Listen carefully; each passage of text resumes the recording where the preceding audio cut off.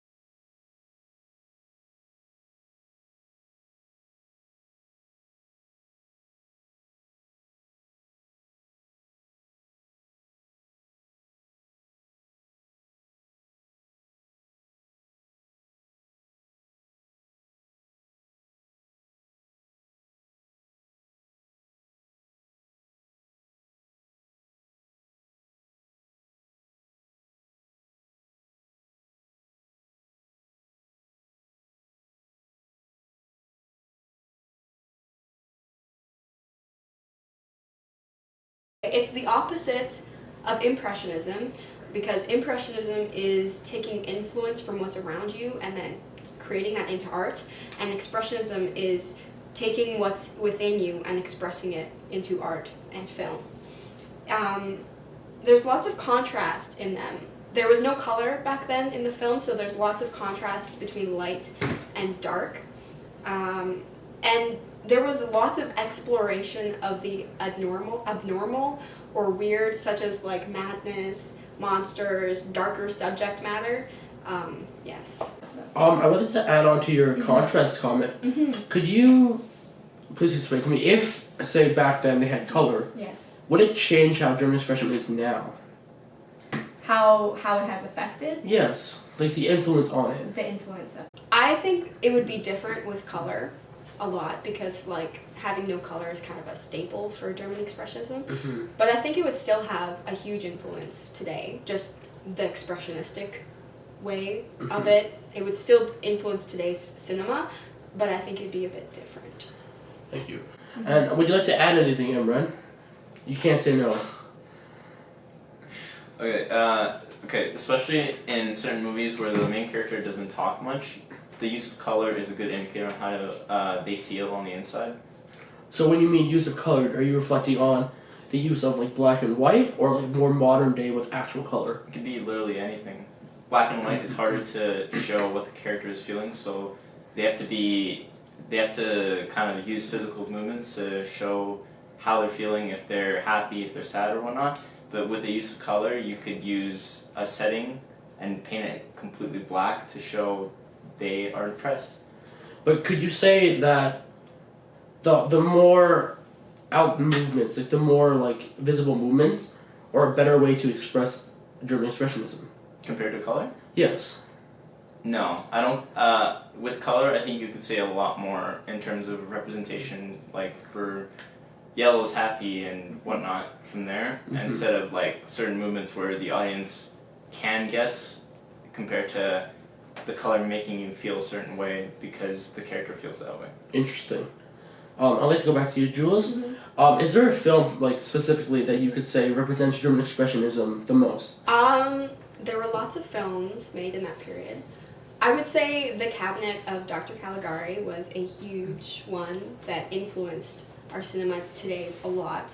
It was filmed by Robert Wine in 1920, and this film revolutionized the way we make movies. The expressionistic form of it was crazy. Basically, the mise en scène. A little more into that, Jules. Mise en scène is everything to do with the film. Almost everything, actually. The director, the actors, the props, the lighting, almost everything that you could think of is mise en scène. So if we look at this clip right here, we see Will Smith and his child laying against the wall. That's mise en scène.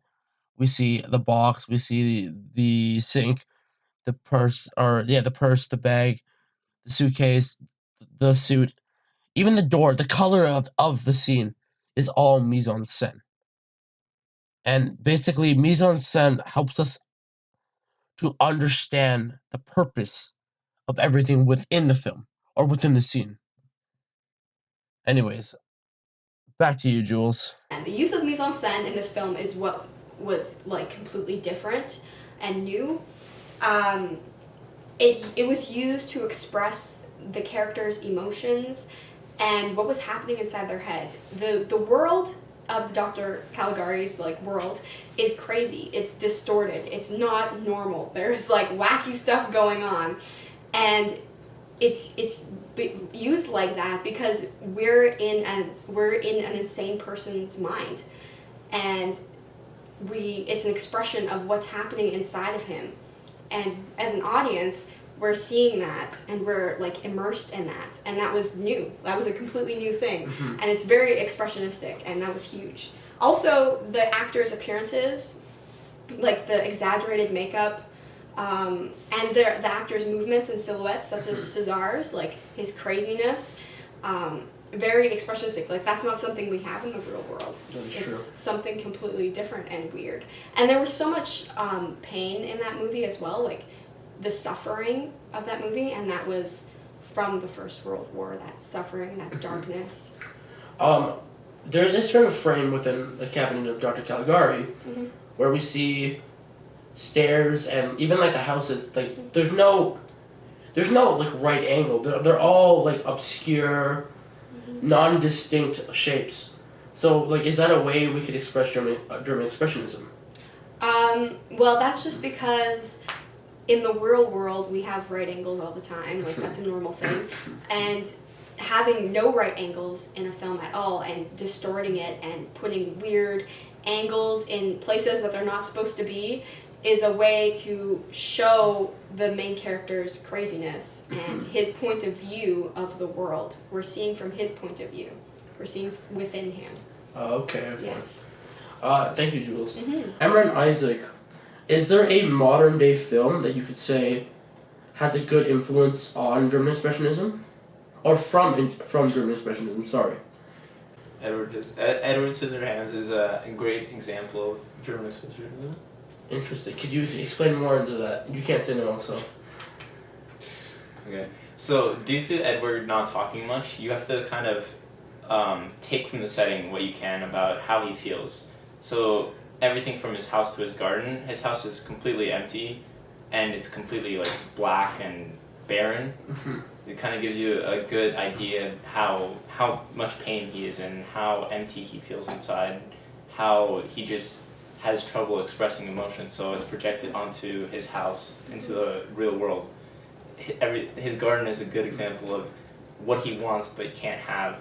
His scissor hands are completely just messed up. Everything from his hair to what he wears usually, so black and everything. He's basically depressed. So the hand is the centerpiece of the garden. That's what he wants most out of it. That's what he wants most out of life. Oh, okay. There's two. Oh, sorry, Jules. Could I add to what he said? Oh, yes. Go ahead. Okay. I just want to say also in his like shop with the machines inside is a huge like nod to German Expressionism, specifically to Metropolis, the film. The machines are like very similar. Yes. That's okay. Thank you. Okay. There's two frames I would like to talk about. The first being, there are a lot of like cuts on Edward's face and his body. Could that represent like a tally of like how many times he's felt pain, or like how deeply engraved his like trauma and pain is? Maybe not as many times, because the amount of scars on his pain are probably too small compared to the amount of times he's felt pain. Mhm. But it definitely shows how much pain he's in because he has like 5 scars and like he's basically all emo, all goth clothing is completely black. Just shows kind of like the audience how much pain he's in, and you can feel that when you see the settings. It makes you feel sad and gloomy. I know I said 2 frames, but I'd like to add one more. There's a scene where his mother is doing his makeup, but the scars are still like really shown out. Could that be like a good, strong German expressionism? Because no matter how much you cover up and how much you make this fake persona, your scars are deeply just there, exposed. It's not easy to take away something ingrained in such a character. It's so deep within that character that it just won't go away no matter how hard you try. Mhm. Even though the color comes back to his face eventually when he's happier, the scars still like are a prominent figure of his face. And like that could be once again like reflected back onto like post World War I, where like no matter how much they try to cope with it, they still have that trauma of that war, correct? Yeah, it's somewhat like the scars on Germany, scars on all of Europe left from the war. Interesting. Okay, the last frame I'd like to talk about is Edward's house. So in one of the frames, we see that Edward's house has a big hole in it, and it's dark and it's super gloomy, almost depressing, if you will. How would that represent German expressionism? So his entire house is basically like that, where besides the hole, everything is dark, gloomy, and empty. It's a representation of Edward, how he's basically a robot. He's not human. He's like, he has no insides, there's no heart there, he's just a robot. Almost like an empty void. Yeah. Right? It's just an empty void where the heart's supposed to be. Exactly like that. And the house is a personification of that, of what he feels and what he is as a person. Interesting. Hi, Can I add Jules. something? Of course you I can just ask that, want to Jules. add my opinion Okay. of German expressionism as a whole. Why it was so popular? I think it was so popular because it resonated with so many people. Because as humans, we feel pain like a lot. We're capable of feeling an immense amount of pain. This is true. And Unless you have that disease that doesn't make you feel any pain. And the films that came out like before this period, before this movement, this film movement, we didn't really see that pain. We didn't see that rawness of the human emotion, the capacity of that. And then once German expressionism came and it just opened, it's like ripping everything open, and it's so raw. And I think people are drawn to that. They're drawn to it because they can relate to it, and it's so real. Even though it's not real, because it's very much not the real world, but the emotions that it portrays are very real and raw. I'd like to tie something on with that, Jules. It's a very good point. And I'd also like to say, like, around this time is also the Great Depression, right? Because it came right after the war. So I feel like though that whole event, along with, you know, German expression, and they basically, you know, are like one, they're like linked together, right? Back to Emma and Isaac. Thank you, Jules, once again. We see that there's transition between the dark, gloomy house to a nice, bright neighborhood, back to the dark, gloomy house. So, how would you put that in terms of German expressionism and mise en scène, of course? It's terrible. So the houses in itself are kind of strange, not normal, because they have like really weird colors at some points. There's a house with orange and green stripes. That's not something that you might see out in the normal world. And when he comes down to the house, it kind of shows you the effect that he has on such a boring neighborhood where all of the houses are completely green, or not green, but all the same colors, where he comes down and he has an immediate effect of happiness and creativity by adding his own garden centerpieces to their houses, and it makes everything more full of life, even though he is the same and not full of life. Interesting. Thank you. Well, that concludes our interview. A special thank you to Jules LaBranche and Emma and Isaac. Thank you so much for coming out to the show. Thank you for having us.